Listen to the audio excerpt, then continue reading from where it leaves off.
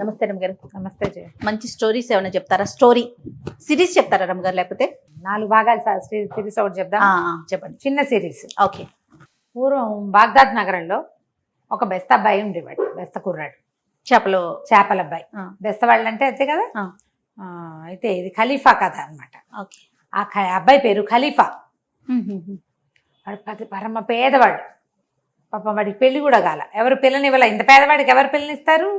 వాడు రెక్కాడితే కానీ డొక్కాడదు. ఆ రెక్క ఒక్కో రోజు ఆడేదే కాదు పాపం వాడికి. ఏవో 4 చేపలు తెచ్చుకుని అమ్ముకొని తినేవాడు.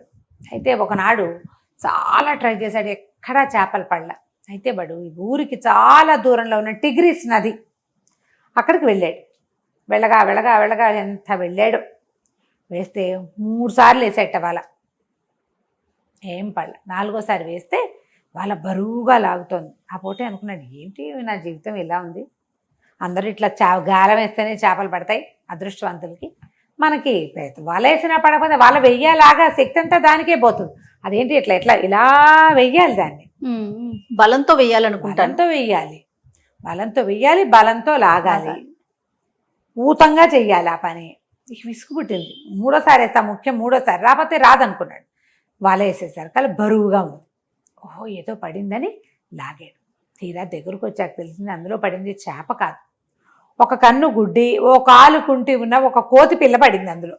ఓ దీని దుప్పదేగా, ఇది ఎక్కడి నుంచి పడిందో వచ్చి నా వాళ్ళలో పడిందని దాన్ని తెడు తీసి కొట్టబోయేసరికల్లా కోతి, ఖలీఫా ఆగు ఆగు, నన్ను కొట్టపోక మాట్లాడింది మానవ భాషలో, నన్ను కొట్టద్దు, ఇంకోసారి వెయ్యి వాళ్ళ నా మాట విను అంటే కోతి మాట్లాడుతుండేసరికి వీడికి ఉత్సాహం వచ్చింది. సరే ఆ కోతి నా పక్కన కూర్చోబెట్టి మళ్ళీ వేశాడు వాళ్ళ. ఈసారి ఇంకా బరువుగా పడ్డాయి చేపలు, ఇంకేముంది ఇదేదో చెప్పింది అనుకున్నాడు. ఈసారి అందులో ఎంచి ఓ చిరిగిన చొక్కా వేసుకుని కాళ్ళకి మూతికి రంగు వేసుకున్న ఒక కోతి పిల్లబడి, ఇంకో కోతి మూతికి రంగు ఉంది, దానికి కాళ్ళంతా ఎర్ర రంగు వేసుకుంది, చిరిపోయిన చొక్కా ఒకటి వేసుకుంది. అది చొక్కా ఉంది దాని ఒంటి మీద.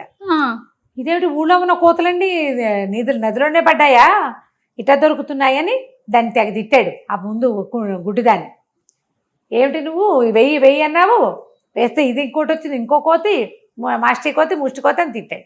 తిట్టేసరికల్లా ఈ చిరిపోయిన చొక్కా వేసుకుని కోతంది, బాబా అట్లా కాదు, నా మాట విను, ఖలీఫా కొట్టపోక ఇంకొక్కసారి వెయ్యాను. 3వసారి వేసేసరికల్లా ఇంకా వికారంగా ఉన్న ఒక కోతి బుచ్చంతా ఊడిపోయి అక్కడ ఇక్కడ ప్యాచులు పడి ఓ నీలం రంగు చొక్కా, మూతికి రంగు, కాలిగోళ్ళకి వాటికి రంగు వికారంగా ఉన్న 3వ కోతి పడింది. పడేసరికల్లా నీ దరిద్రం కాలిపోయి, నా దరిద్రం ఇవాళ ఈ రెక్కల సత్తు అంతా పోయింది, నీళ్ళల్లో నుంచి వస్తువు లాగడం కష్టము, ఇంతంత కష్టపడి లాగితే కోతులు పడ్డం ఏమిటి, ఆ కోత్తో ఏం చేసుకుంటాం, కూర వండుకోలేం కదా, అంతే. అతేటు తీసుకుని 3టిని బాధేడు కొట్టేసరికల్లా ఆ 3వదంది, వదిలే ఖలీఫా, నేను ఎవరినో తెలుసా అసలు నీకు అనేసరికల్లా, ఎవరి వినువు, ఒక మాస్టి కోతివి, నీ మొహం చూడలేక వస్తున్నావు, అవి 2 చూడడానికి కొంచెం బాగున్నాయి, నీకు ఆ బాగుంట కూడా లేదు నీ బతుక్కి అన్నాడు. అనేసరికల్లా కోతంది, అట్లా కాదు, నేను తెలుసా, ఈ వర్తక వీధులు అబూసీర్ అని ఒక పెద్ద వర్తకుడు ఉన్నాడు కదంటే, ఏది ఆ పెద్ద పెద్ద స్తంభాలన్న కొట్టు అదేనా అన్నాడు. నీలం స్తంభాలున్న పెద్ద కొట్టు అబూసీర్ ఉన్నాడే, ఆయన అదృష్టాన్ని నేనే అంది కోతి. అనేసరికల్లా నీ మొహం చూస్తే పగలు చూస్తే రాత్రి కల్లోకి వస్తున్నావు, నువ్వు వచ్చేలాగున్నావు, నువ్వెట్లా అదృష్టాన్ని అంటే నా మాట విను, ఇంకొకసారి వల వెయ్యి, వలయి ఆ వలలో ఒక చేప పడుతుంది, నీకు ఏది పడితే అది. దీన్ని ఏం చేస్తామంటే చక్కగా మంచి ఆకులు పరిచి, అరిటాకులు లాంటివి ఆకులు పెట్టి, తామరాకులు పరిచి దాని మీద ఇది పెట్టి, ఆ వచ్చిన చేపని దాని మీద ఇంకో తామరాకు కప్పి ఓ బొచ్చులో పెట్టుకో, ఇక్కడి నుంచి అబూసీర్ దగ్గరికి వెళ్ళే వరకు మాట్లాడబాక, అది ఆయనకు చూపించు, ఇది ఎవరికైనా చూపించావా అంటాడు. చూపించలేదండి మీకోసమే తెచ్చానని చెప్పు. రూపాయి ఇస్తానంటాడు, బంగారం నాణె, 1 దినారం ఇస్తాడు, వద్దను. 2 ఇస్తాడు, వద్దను. 5 ఇస్తానంటాడు, వద్దను. 10 ఇస్తానంటాడు, వద్దను. ఏమనాలి మరి అంటాడు. నీ అదృష్టాన్ని నాకు ఇది ఇస్తున్నట్టుగా ప్రమాణం చేయి చాలు అని చెప్పు. అప్పుడు వాడి అదృష్టాన్ని అయిన నేను నీ పరం అవుతాను. వాడికి రోజుకి 10 నాణేలు 10 దినారాలు వచ్చే అదృష్టాన్ని నేను అని చెప్పింది కోతి. చెప్పేసరికల్లా బాగుందిగా ఐడియా. సరే ఏం చేశాడు మరి, మీ ముగ్గురిని ఏం చేయనండి, మా ముగ్గురిని ఎత్తి నీళ్ళలో పడి నువ్వు ప్రమాణం తీసుకొచ్చుకో, వాడి అదృష్టాన్ని నీకు బదలాయించినట్టు. బదలాయించగానే నీకు రోజుకు 10 నాణాలు వచ్చేలాగా చేసే పూచి నాది అంటే సరే ఆశ పుట్టింది వీడికి. అబూసీర్ చాలా పెద్ద వ్యాపారస్తుడు. సరేననుకున్నాడు. ఈసారి 4వసారి వేసేసరికల్లా ఒక బ్రహ్మాండమైన చేప పడింది. దానికి బంగారు పొలుసులు, రెక్కలు ఉన్నాయి విశాలంగా. ఇట చేపకి చిన్న రెక్క లాంటిది ఉంటుంది కదా, అవేమో పెద్ద పెద్దవి ఉన్నాయి. చిట్టి ఉంటాయి చేపలకి, ఇంత ఉంది. కళ్ళు వజ్రాల్లాగా మెరుస్తున్నాయి. నీలము బంగారు రంగు కలిసిన రంగులో మెరుస్తుంది. ఆశ్చర్యపోయాడు. అమ్మో, ఇలాంటిది చేపను చూశాను ఎప్పుడైనా నేను నా జీవితంలో? మా నాన్న తాత కూడా ఎప్పుడూ చెప్పలా. సరే, ఇదే అబూసీర్కి ఇవ్వాలి. ఏం చేశాడు? ఆ కోతులు 3 ఎత్తి నీళ్ళలో పడేసాడు. టిగ్రిస్లో పడేసేసి ఒక పెద్ద తామరాకు పరిచి ఒక బొచ్చలో ఈ చేపను దాని మీద పెట్టి, దాని మీద ఇంకో తామరాకు కప్పి, ఒక గుడ్డ కప్పి దాన్ని నెత్తి మీద పెట్టుకున్నాడు. పాటలు పాడుకుంటూ బయలుదేరాడు. మధ్యలో ఎందరో కనపడ్డారు. పల్లకరిచ్చినా మాట్లాడలే. కోతి చెప్పింది కదా మాట్లాడొద్దని. అట్లా పోయాడు. వెళ్ళగా వెళ్ళగా వెళ్ళగా అబూసీర్ దగ్గరికి వెళ్ళాడు. ఆయన ఏదో వ్యాపారం చేసుకుంటున్నాడు. పెద్ద కొట్టు, ఎన్ని రకాల సామాన్లు ఉంటాయి. వీడు తీసుకుపోయి సరాసరి అబూసీర్ దగ్గర గిన్నె పెట్టి ఆకు తీసాడు. తీసేసరికల్లా చేప మిలమిల్లాడిపోతుంది. ఆయన ఎంత బాగుంది, ఎవరికైనా చూపించావా అన్నాడు. ఎవరికి చూపించలేదండి, మీకే చూపిస్తున్నా, మీతోటే మాట్లాడుతున్నా అన్నాడు. అనగానే ఎంత బాగుందో, ఎందుకో ఇందా అని దీనారం ఇచ్చాడు. ఆ ఒక్క దీనారం చూసేసరికల్లా వాడి జీవితంలో బంగారు కాసు చూసిన వాడు కాదు. వాడు ఎగ్గిరి చంకలు గుద్దుకుంటూ బయటకు వెళ్ళిపోయాడు. ఒక్కదానికి వెళ్ళిపోయాడు. కొంచెం దూరం లేక గుర్తొచ్చింది, కోతి ఇంకోటి ఏదో చెప్పిందిగా. మళ్ళీ పరిగెత్తుకొచ్చాడు. అది దీనారం ఆయన మొహాన్ని కొట్టాడు. నాకు వద్దండి, నా చేప నాకు ఇచ్చేయండి అన్నాడు. అనగానే ఓర్నిది కడుపుడక, అదేమిట్రా, అదేం మాట, అట్లా అనకూడదు, 2 రూపాయలు తీసుకో అన్నాడు. ఆ 2వ నాణ్యం చూసరికి మళ్ళీ ఉత్సాహం పుట్టింది. మళ్ళీ పోయాడు బయటికి. మళ్ళీ గుర్తొచ్చింది, అదృష్టం. కోత ఏం చెప్పింది, రోజుకు 10 నాణ్యాలు వచ్చేది చూపిస్తానంది. 2టికి ఆశపడితే 10 పోవు. అందుకని మళ్ళీ వెనక్కి వెళ్ళాడు. ఆయన 5 ఇస్తానన్నాడు, 10 ఇస్తానన్నాడు. నాకు అసలు అక్కర్లే తీసిపో అంటున్నాడు. కానీ గిన్నె వదలటల్లా ఆయన. ఆ చేప అందాన్ని పట్టలేక అది నీళ్ళలో వేస్తే వాళ్ళ దొడ్లో పెరుగుతుంది, బతికే ఉంటుంది, చచ్చిపోలే. అందుకే తామరాకుల మీద పెట్టారు, చావకుండా ఉంటాను. తామరాకుల మీద, సముద్రపు తామరాకుల మీద పెడితే చావకుండా ఉంటుంది. బతికే ఉంది, కదులుతోంది. కాస్త నీళ్ళు పోస్తుంటాడు బహుశా. సరే, ఈయనేమన్నాడు, ఏం కావాలరా నీకు, ఇట్లా ప్రాణం తీస్తావు, ఎంతసేపు ఇట్లా మాట్లాడుతుంటే చచ్చేపోతుంది, ఇది మా పిల్లలకు చూపిద్దాం అనుకున్నాను, నీకు కావాల్సింది ఏంటో ఖచ్చితంగా చెప్పేసి తీసిపో అన్నాడు. అనగా నా కోసం ఒక ప్రమాణం చేయండి మీరు అన్నాడు. అలాగే చేస్తాన్నాడు. ఇక్కడ కాదు, రోడ్డు మీదకి రండి అని రోడ్డు మీదకి తీసుకెళ్ళాడు. ఆయన చేపను ఎడం చేత్తో పుచ్చుకొని కుడి చేతోటి, నా అదృష్టాన్ని ఈ బెత్త ఖలీఫాకి నేను బదలాయిస్తున్నాను అని గట్టిగా అందరూ వినేలాగా ప్రమాణం చేయించుకున్నాడు. సంతోషంగా ఇంటికి వెళ్ళిపోయాడు. ఆయనేమో ఆ చేపను తీసుకుని లోపల పోయాడు. నా అదృష్టం వీడికి పోయేది, వీడి బొంద ప్రమాణం 10 బిళ్ళలు మిగిలినాయని ఆయన లోపలికి వెళ్ళిపోయాడు. అక్కడి నుంచి వీడు ఏం చేశాడు, ఇంటికి వచ్చి పడుకున్నాడు. ఆ బెత్తగా వాళ్ళ ఇంట్లోనే ఏదో ముద్ద పెట్టారు, ఆ పూటకు అన్నం తినేసాడు, వచ్చి పడుకున్నాడు. మర్నాడు పొద్దున్న నదికి వెళ్తే ఎన్ని రకాల రంగులు చేపలు పడ్డాయో వాడికి. 10 నాణ్యాలు వచ్చాయి. ఆశ్చర్యపోయాడు. అమ్మో, 10 రూపాయలు వచ్చేసాయి మనకి అని. ఇక రోజు వెళ్ళటం మొదలుపెట్టాడు. వెళ్తాడు, రోజు టిగ్రిస్ నదికి వెళ్తాడు. ఇన్నేసి చేపలు, ఆ రంగుల చేపలు. మామూలు చేప అయితే తింటానికి కొంటారు, రంగుల చేపలు ఫ్యాన్సీ కొనుక్కుంటారు కదా. ఈ ఫ్యాన్సీ వ్యవహారంతో రోజుకు 10 నాణ్యాలు రావడం మొదలెట్టాయి. 10 రోజులు గడిచేసరికల్లా వాడి దగ్గర 100 బంగారు నాణ్యాలు వచ్చినాయి. వాడు ఒక ఉత్సాహం పట్టలేకపోయాడు. వాడికి ఏమనిపించింది, మన దగ్గర 100 నాణ్యాలు చేరినాయి, రేపొద్దున ఖలీఫాకి డబ్బులు కావాల్సి వస్తాయి, ఒరే ఖలీఫా నీ దగ్గర డబ్బులున్నాయి కదరా, బెస్త ఖలీఫా ఇవ్వరా అని అడుగుతాడేమో. చుట్టుపక్కల ఎవరికైనా చుట్టుపక్కల వాళ్ళకి తెలిస్తే అప్పు అడుగుతారేమో. ఖలీఫాకి తెలిసిపోతే ఖలీఫా అడుగుతాడేమో. ఒకవేళ నా దగ్గర ఉండి నేను లేవంటే వాళ్ళు ఏమంటారో, లాగేసుకుంటారు, మళ్ళీ తెమ్మంటారు, అప్పుడు ఏమవుతుందో అని ఇవన్నీ ఊహించుకుంటారు కదా కొంతమంది. రేపేం జరుగుతుంది, ఎల్లుండి అన్నీ ఊహించుకుని వాడు ఏమనుకున్నాడు, ఒకవేళ నా డబ్బులు నేను ఇవ్వనంటే, నేను కష్టపడి సంపాదించుకున్నానంటే ఖలీఫా గారు కొరడాలు పెట్టి కొట్టిస్తాడేమో నన్ను. ఓరిని కొరడా పెట్టి కొట్టిస్తే అప్పుడు నేను తట్టుకోవద్దు. తట్టుకోవాలంటే ఏం చేయాలి, ప్రాక్టీస్ చేద్దాం. అందుకని ఏమనుకున్నాడు, ఒక కొరడా తెచ్చుకున్నాడు. కొరడా తెచ్చుకుని వాడే రాత్రిపూట 10 గంటలకు అన్నం తిన్నాక కొరడా పెట్టి ఫెడేల్మని కొట్టుకోవడం. బాబు నా దగ్గర లేవండి, డబ్బులు లేవండి అని ఒక కేక పెట్టడం, మళ్ళీ ఫెడేల్మని కొట్టుకోవటం. చుట్టుపక్కల వెళ్ళే వాళ్ళకి ఒక 5-6 కొరడా దెబ్బల తర్వాత వినపడింది. ఏమిటి వీళ్ళేమనుకున్నారు, అయ్యో రామా ఈ బెస్త ఖలీఫా గారిని ఎవరో కొడుతున్నారు, అదే కదా. వాడు నా దగ్గర డబ్బులు లేవు అంటాడు, వీడి దగ్గర ఏముంటాయి ఏమిట్రా అని వీళ్ళు ఆశ్చర్యపోయి వీళ్ళ వాళ్ళు పరిగెత్తుకొచ్చారు. మనుషుల పొలకువ లేదు, ఒక కొరడా దెబ్బ ఒక అరుపు వినపడుతుంది. ఆ చుట్టుపక్కల ఇళ్ళ వారు చేరి కేకలు పెట్టారు, ఖలీఫా తలుపుతీ అంటే తలుపు తీశాడు. ఏమిట్రా ఎవరు నేను కొడుతున్నారంటే నేనే కొట్టుకుంటున్నానండి అన్నాడు. ఎందుకు రండి, నా దగ్గర డబ్బుల కోసం ఖలీఫా కొట్టిస్తే అన్నాడు. మిగిలిన వాళ్ళకి వీడి మానసిక స్థితి మీద చాలా డౌట్ వచ్చింది. వాడు మామూలు బెస్త పిల్లవాడు, వాడి దగ్గర ఎక్కడ వస్తాయి డబ్బులు, వాడు బొందా, రావటం ఏంటి, అడగటం ఏంటి, కొట్టడం ఏంటి, వీడి పిచ్చకింది ఏదో వేరే తాగేసి ఉంటాడు, లేదా ఏ పిచ్చి చేప తిన్నాడో వీడికి ఇలా మెంట్లెక్కిందని అందరూ వెళ్ళిపోయారు. వాడు నిజం చెప్పిన వాళ్ళు ఎవరు నమ్మలా, వాడి దగ్గర 100 నాణ్యాలు ఉన్నాయంటే నమ్మలా ఎవరు. అదే వాడు ఏం చెప్పాడు, 100 వచ్చినాయి నా దగ్గర అని.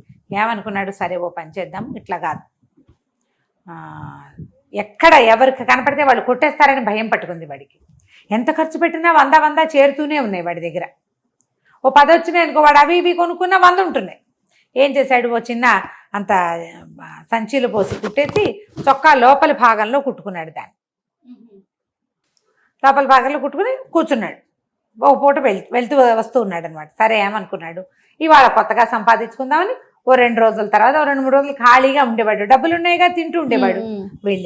వెళ్ళేసరికల్లా ఏమైంది, ఈ నీళ్ళల్లోకి వేసేసరికి ఏమీ పడలా చేపలు.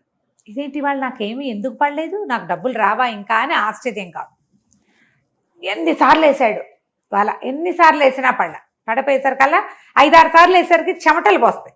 అవునవును, చెమటలు పోస్తాయా, ఈ చెమటలు పోసేసరికల్లా అందులో డబ్బులు ఉన్నాయన్న మాట మర్చిపోయాడు, చొక్కా విప్పేసాడు.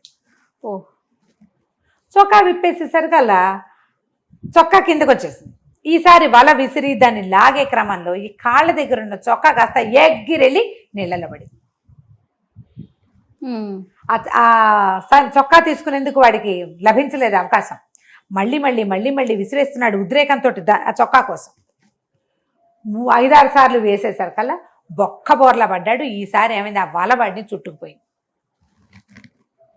వల చుట్టుకుపోయి అప్పటికే 10-15 సార్లు వేసేసరికల్లా వాడి సత్తా అంతా పోయింది.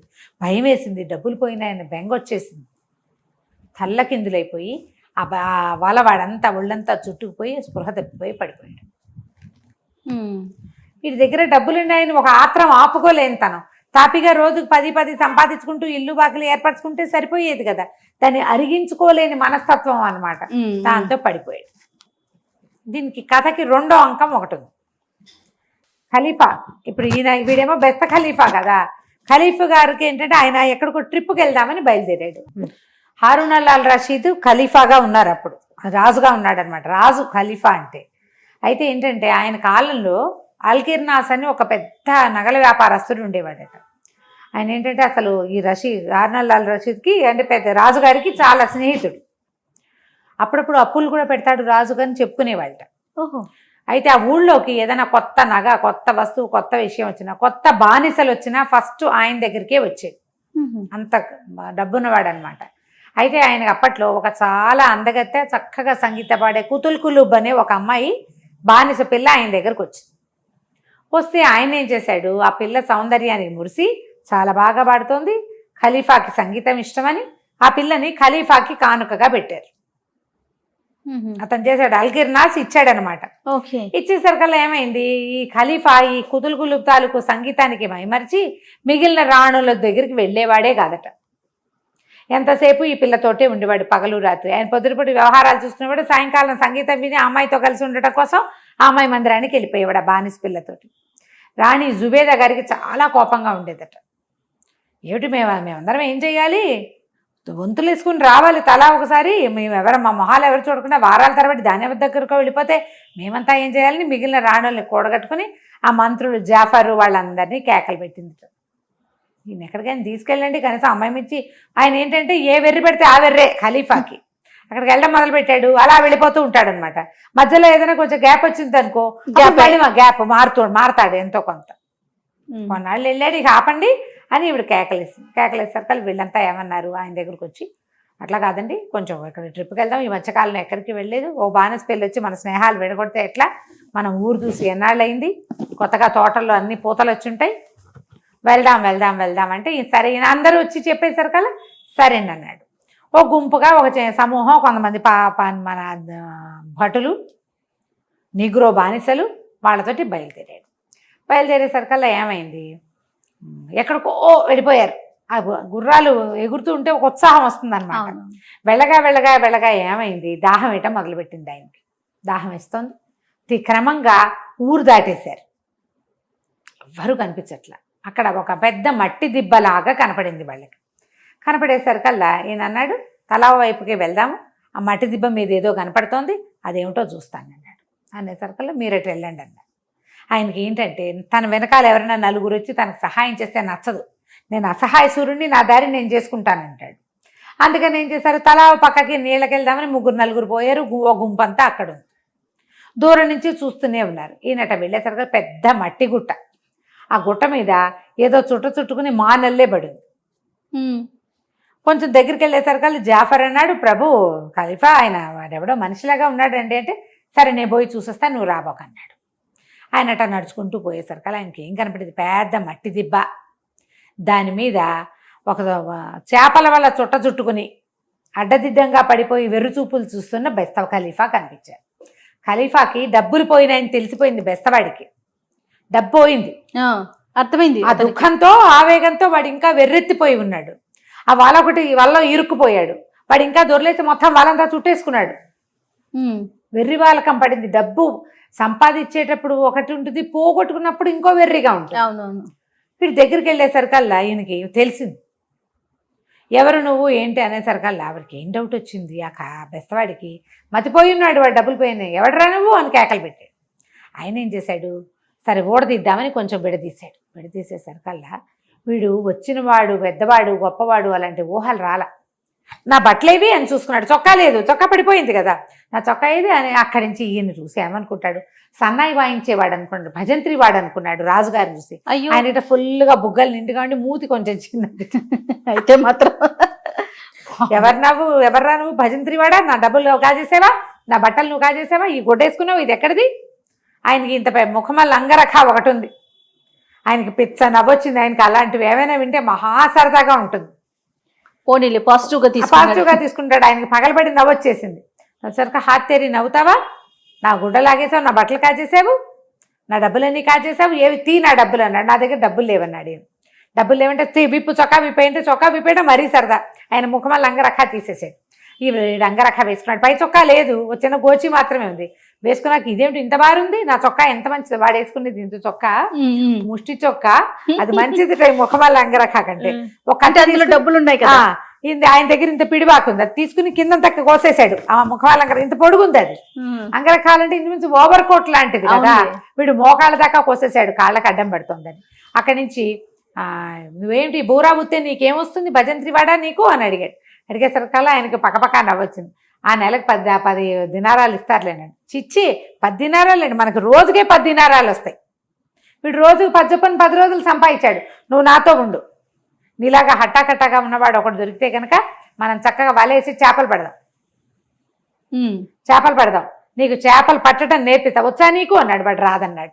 ఖలీఫా గారు నాకు రాదన్నాడు. అంతేగా, నేను నేర్పిస్తా, నేను ఎంత బాగా నేర్పిస్తానంటే నాలాగా నేర్పించేవాడు ఎవడు ఉండడు. నా దగ్గర నేర్చుకుంటే నాలాగా నువ్వు కూడా రోజుకు 10 రూపాయలు సంపాదించుకుంటావు. ముందు కొద్ది రోజులు నా దగ్గర పనిచేయి, రోజుకు 2 ఇస్తా. ఆ లెక్కైనా నీ నెల 10 దినారాలు జీతం కంటే నేను ఇచ్చేది ఎక్కువ, బోళ్ళంత ఇస్తాను, సరేనా అన్నాడు. ఆయనకి మంచి ఉత్సాహం వచ్చింది. ఇప్పుడు చేపలు పడ్డం నేర్చుకోవాలి ఖలీఫా గారు, సరేనన్నాడు. అక్కడి నుంచి వాలేస్తే సరే చేపలు పడ్డాయి, రంగులు చేపలు పడేసరికి వాడు బుట్టలో పోసి ఏమన్నాడు, ఈ బుట్ట నెత్తి మీద పెట్టుకున్నాడు నా వెనకాల ఖలీఫాని. ఆయనకి పిచ్చి నవ్వొచ్చేస్తోంది. వీడు తనని రాజుగా గుర్తిస్తే వీడి ధోరణి ఇంకోలా ఉంటుంది. పైగా వీడు ఏదో వెర్రెత్తిపోయి ఉన్నాడు. వాడు ఏమిటంటే తన డబ్బులు పోయాయి, తన చేపలు పోయాయి, తన అదృష్టం పోయిందేమోనన్న భయంలో ఎదురుగుండా ఉన్న మనిషిని గుర్తించేదా ధోరణి కూడా లేదు. ఆయనంత ఖరీదైన బట్టలు వేసుకుంటే అవేవో పిచ్చిగుడ్డలు అనుకుంటున్నాడు. పిచ్చితనంలో ఉన్నాడు. సన్నాయి వాయించే వాళ్ళ బట్టలుగా భావిస్తున్నాడు, రాజుగారి బట్టలుగా భావించట్ల. అక్కడి నుంచి ఏం చేశాడు, ఈయన పరిగెత్తుకుంటూ గట్టి కొట్టెక్కేసాడు. ఎక్కేసేసి ఇక నవ్వుకుంటూ పరిగెత్తేసరికి అక్కడ ఉన్న వాళ్ళంతా ఆశ్చర్యపోయారు.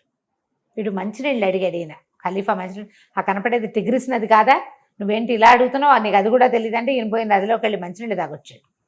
పరిగెత్తుకుంటూ వెళ్ళేసరికి జాఫరు వాళ్ళంతా చాలా మంది ఉన్నారు, ఆయన మంత్రి, తర్వాత ఏమో వెనకాల ఉండే దండనాయకుడు. ఏం ప్రభు అంత బాగా నవ్వుతున్నారు ఏంటంటే, ఒరే ఆ కింద ఒక బెస్తవాడు ఉన్నాడు, వాడి దగ్గర ఎన్ని చేపలు ఉన్నాయో అన్ని చేపలు పెట్టండి, చేపకు ఒక దినారం చొప్పునిస్తా, వాడి దగ్గర ఒక్క చేప మిగలకూడదు, వాడిని కొడతారో కోస్తారో ఏం చేస్తారో తెలియదు, పట్టుకొచ్చేయండి అన్నాడు. ఆ బుట్ట అక్కడ పారేసి పరిగెత్తాడు కదా. సరే ఈయన పైకి వెళ్ళిపోయాక సైనికులంతా వాళ్ళందరికీ ఆశ పుట్టింది, ఒక్కొక్క దినారం ఒక్కొక్క చేప కంటే ఏముంది, మొత్తం సైనికులంతా కిందకి పరిగెత్తారు. పరిగెత్తి అక్కడి నుంచి వాడి దగ్గర నుంచి గుప్పెళ్ళతోటి పుచ్చేసుకున్నారు. వాడు వేసిన వల్ల వేసిన చేపలన్నీ వీళ్ళు లాగేశారనమాట. ఆఖరిగా ఈయనకి జనానా దగ్గర నిలబడే నీగురో వాడు ఒకడు ఉన్నాడు ఆయనతో పాటు. వాడు వచ్చాడు. వాడు వచ్చేసరికల్లా వాడి దగ్గర చివరికి ఏమైంది, వీళ్ళందరూ చేపలు పట్టుకెళ్ళిపోతుంటే వాడు కంగారు పడి ఇట్లా కొన్ని చేపలను ఇట్లా పట్టుకుని ఉంచున్నాడు. సైనికులు కదా, కత్తిడాలు ఉంటాయి వాళ్ళ దగ్గర. వీడి భయం వేసింది ఖలీఫాకి, బెస్త ఖలీఫాకి. ఆ చేపలను చూసరికల్లా అరే ఆ చేపలు ఎవరా అన్నాడు. నీకు ఇనాం ఇస్తానంటే నేను ఇవ్వను, నాకు $10 వస్తుంది, దానికి 10 దినారాలు వస్తాయంటే 10 కాదురా ఇంకా ఎక్కువే ఇస్తాను, ఇవ్వమనేసరికల్లా వాడు నేను ఇవ్వను అన్నాడు. అనగానే వీడు బాకు చూపించాడు. బరిసె లాంటిది ఇట్లా పట్టుకుంటారు కదా పొడుగాటి, పొడి చేస్తాను అనేసరికల్లా వాడు ఏం చేస్తాడు పాపం, అదే ఆఖరివి కొన్ని నీళ్ళలో పడిపోయినాయి 2 పెద్ద పెద్ద రంగు చేపలు తీసి ఈ నీగ్రోవాడి చేతిలో పెట్టాడు. నీగ్రోవాడు ఆ 2 చేపలు పుచ్చుకెళ్ళిపోతే వీడు ఒట్టిగా నుంచుని ఉన్నాడు. వీడి దగ్గర ఏమీ లేవు, మొత్తం వెళ్ళిపోయినాయి. వాడు మొత్తం పట్టుకుపోయారు. ఆయన రాజుగారికి వీడిని ఏడిపించాలని ఆయన సరదా అనమాట. మొత్తం అన్నీ వెళ్ళిపోయినాయి. ఆయన నీగ్రోవాడు ఆఖరి 2 చేపలు కూడా పట్టుకుపోయాడు. సరే అందరికీ డబ్బులు పంచాడు. వీడి గట్టు కిందే నుంచున్నాడు. వాళ్ళు గుర్రాలు వేసుకుని ఊళ్ళోకి వెళ్ళిపోయారు. వీళ్ళు ఊళ్ళోకి వెళ్ళేసరికి అక్కడ ఇంకో నాటకం జరుగుతుంది. అక్కడ ఏం జరిగింది, కూతులు కులుబ్ అని ఒక అమ్మాయిని తెచ్చాడు కదా, ఇతను మన వ్యాపారస్తుడు ఒక ఆయన ఇచ్చాడు, అల్కిర్నాస్ ఇచ్చాడు. ఎప్పుడైతే ఖలీఫా తన సైనికులు వీళ్ళందరితో కలిసి యాత్రకి బయటికి బయలుదేరాడో ఊళ్ళో తిరగడానికి, జుబేదార్ ఆయన ఏం చేస్తుందంటే ఆ అమ్మాయినేమో తన జనానంలోకి రప్పించి దానికి ద్రాక్షసారం తాగబోయిచ్చి దాన్ని పెట్లో పెట్టించేసింది. పెట్లో పెట్టించి ఇంకో పెట్టి తెప్పించి అందులో ఏదో బరువైన సామాన్లు పెట్టించేసి కూతులు కులుబ్ చచ్చిపోయింది అని ప్రచారం చేసి, ఇదంతా ఒక రోజులో జరగల, ఒక రోజున్నర పట్టింది. చచ్చిపోయిందని ఆ అమ్మాయికి చేపముళ్ళు గొంతులో అడ్డం పడి ఊపిరాడక చచ్చిపోయిందని, దానికి గోరి కట్టేశామని జనాలలోని తోటలో ఓ పక్కన ఒక అందమైన పాలరాతి గోరి కట్టించేసింది. నిజానికి కూతులు కులుబ్ చచ్చిపోలా, బాక్సులో జనానాలో ఒక మూలబడి ఉంది, తాగేసింది అమ్మాయి. రాక్షసవల్లో నిద్రమందు కలిపేశారు, తాగి పడుకుంది. అక్కడి నుంచి ఏమైంది, రాజుగారి ఖలీఫా బయట నుంచి వచ్చేసరికల్లా ఎవరో బానిస చనిపోయింది అని వార్త వచ్చింది.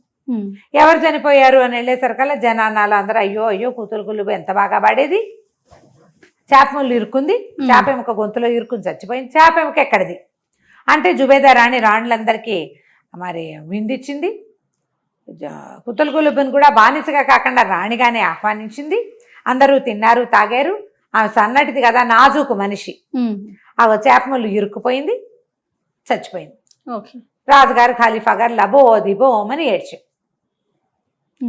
ఏడ్చేసరికల్లా సరే వీళ్ళంతా అన్నారు అసలు అమ్మాయి సమాధి దగ్గరికి వెళ్ళి చూద్దాం. సమాధి దగ్గరికి వెళ్తే అక్కడ ఏంటంటే దుఃఖం మనాయించడం కొన్ని రోజులు ఉంటుంది, దుఃఖపు దినాలు, విచారపు దినాలని ఒక 3 రోజులు 5 రోజులు ఉంటుంది. ఈయన చాలా దిగులుగా ఉన్నాడు. ఆ పిల్ల సంగీతము, దాని అందము, దాని నాజుకు మర్చిపోలేకపోతున్నాడు. రాండి అనుకుంది ఇంకో 2 రోజులు పోతే ఆయనే మర్చిపోతాడు, ఏదైనా కొత్త గోల్లో పడి. ఆయన గోల అది, కొత్తది ఏదైనా వస్తే ఇది మర్చిపోతాడు. 2-3 రోజులైనా ఆయన అందులో నుంచి బయటికి రాలి. 3 రోజులు అయిపోయింది, ఏడు మొహం పెట్టుకునే ఉన్నాడు. జుబేదాంది ఈయన మనసు మార్చండి ఏదైనా చెప్పి అని చెప్పింది మిగిలిన మంత్రులకి వాళ్ళకి. జావేద్ అన్నాడు, ప్రభు ఎన్ని రోజులు ఇలా బానిస పిల్ల కోసం దుఃఖిస్తారు, పాపం అమ్మాయి చిన్న వయసులో తను ఆయువు తీరిపోయింది, ఉండిపోనివ్వండి, ఏదైనా వినోదం కోసం ఏదైనా చేద్దాం, మీ మనసు కొంచెం మారుతుంది, చెప్పండి మీకేం చేయమంటారు చెప్పండి, వినోదం కోసం ఎక్కడికైనా వెళ్దామా, ఎవరినైనా పిలుద్దామా, ఏదైనా వింటారా అంటే ఈయన గుర్తొచ్చింది. అరే ఆ రోజు బెస్త ఖలీఫా దగ్గర నుంచి చేపలని లాక్కొచ్చాం కదా, వాడిని పిలిపించండి, వాడి సంగతి చూద్దాం అన్నాడు. అక్కడి నుంచి ఏం చేశాడు, ఇక్కడ ఉన్న వాళ్ళకి ఏం చెప్పాడంటే శిక్షలు మన దగ్గర ఉండేవి మామూలుగా 50 కొరడా దెబ్బలు 100 కొరడా దెబ్బలు కొరత వేయటం, ఇట్లా శిక్షలన్నీ కొన్ని చీటీలు రాయమన్నాడు. అక్కడి నుంచి డబ్బులు 0, 1, 2, 3 అట్లా దినారాలు చీటీలు రాయండి అన్నాడు. ఈ చీటీలన్నీ రాసి పక్కన పెట్టండి అని ఆ బెస్త ఖలీఫాని పిలిపిస్తే వాడికి వస్తూనే నీగ్రా వాడు కనపడ్డాడు. అరే నా దగ్గర డబ్బులు చేపలు తీసుకున్నావు, డబ్బులు ఇస్తానో నాకేమీ ఇవ్వలేదురా దుర్మార్గుడా, అంటే నీకు ఎందుకు, ఖలీఫా దగ్గరికి వెళ్ళు, నీకు కావాల్సిన ఇస్తారన్నాడు. లోపలికి ప్రవేశపెట్టారు. వీడు లోపలికి రాగానే తన శిష్యుడైన భజంత్రి వాడిని గుర్తుపట్టాడు. ఖలీఫాని చూసి భజంత్రి వాడు అనుకున్నాడు కదా, ఊరిని భజంత్రి వాడా నా బుట్టెత్తుకుని పారిపోయావు కదరా, నా చేపలన్నీ పోయినాయి అని కేకలు పెట్టాడు. రాజుగారికి విపరీతంగా నవ్వొచ్చింది.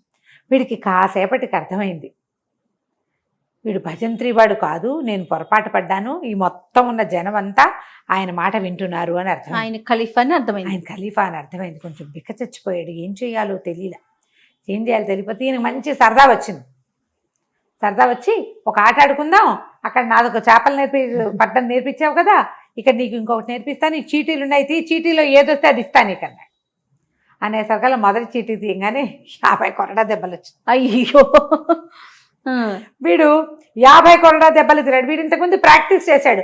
అయ్యో నాకు ముందే తెలిసింది, దొంగ కోతి నాకు అబద్ధం చెప్పింది, అదృష్టం వస్తానంది, కొరడా దెబ్బలు ఇప్పుడు బాధపడకుండా అలవాటు చేసుకోవడం కోసం నేను ముందే చేసుకున్నానని 50 కొరడా దెబ్బలు తిన్నాడు. అక్కడి నుంచి ఇంకో చీటీ తీయమన్నారు. ఇంకో చీటీ తీయమంటే ఒక బంగారు దినారం వచ్చింది.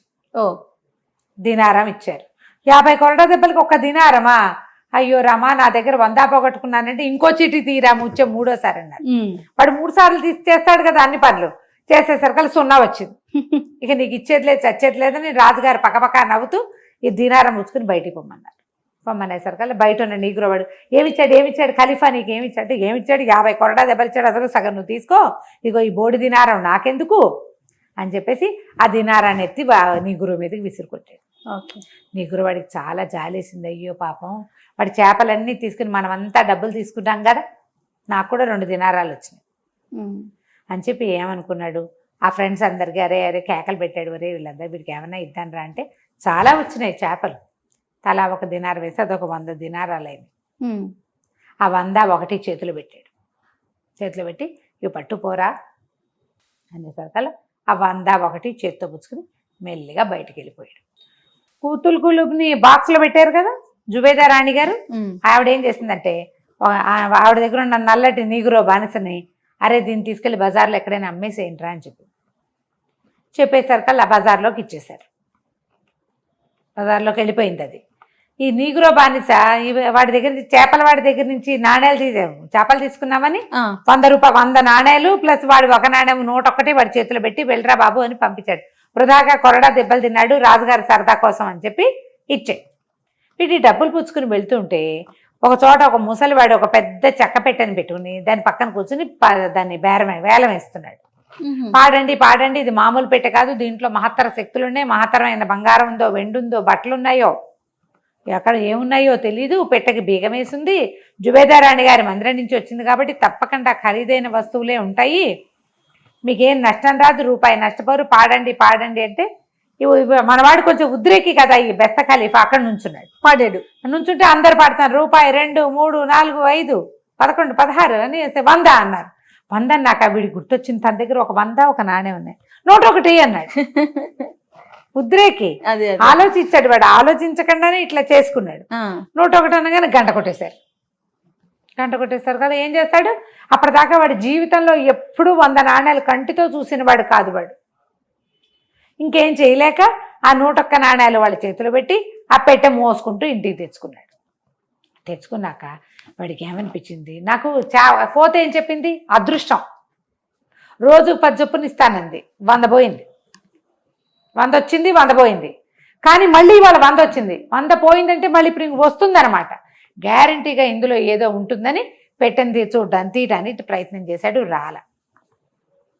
సరే అన్నం తిందామని ఒక ముద్ద తెచ్చుకుని కూర్చునేసరికల్లా ఈ పెట్లో ఇంచి ఆ పిల్ల కాస్త మెలకు వచ్చింది. కూతురు కులుపుకి మెలకు వచ్చింది. సారా తాగిచ్చారు కదా, ఆ సారా మత్తు దిగేసరికల్లా అది అటు ఇటు కదిలి పెట్టని తోయటం మొదలెడుతుంది. కడిలిపోయాడు.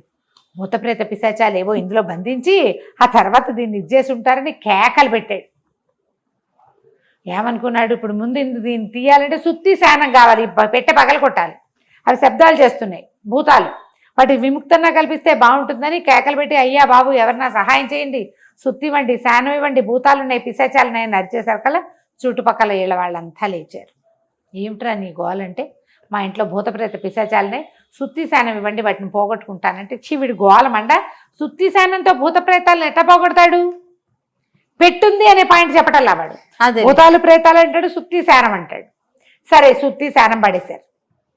వీడు పోయి లోపలికి వెళ్ళి తలుపేసుకున్నాడు. అందరు ఎవరి దారం తలుపులు వేసుకుని పడుకున్నారు లోపలికి వెళ్ళి. వీడు ఏం చేశాడు, సుత్తి పెట్టి అది పగలగొట్టాడు. పగలగొడితే లోపల చూస్తే ఏముంది, మహాద్భుత సౌందర్య రాశిగా ఉన్న ఓ పిల్ల ఉంది లోపల. దాన్ని లేవదీశాడు. నిర్ఘాంతపేట నువ్వు భూతానివా, దయ్యానివా, పిశాచానివా అన్నాడు. ఓ నాయన అదేది కాదురా, నా పేరు కూతులు కులుబు, నేను ఒక బానిసని, నేను ఇట్లా ఇట్లా అమ్మారని తన కథ అంతా చెప్పింది. ఆకలి ప్రాణం పోతుంది, ఏమైనా ఉన్నాయా? ఏమున్నాయి వీడి దగ్గర?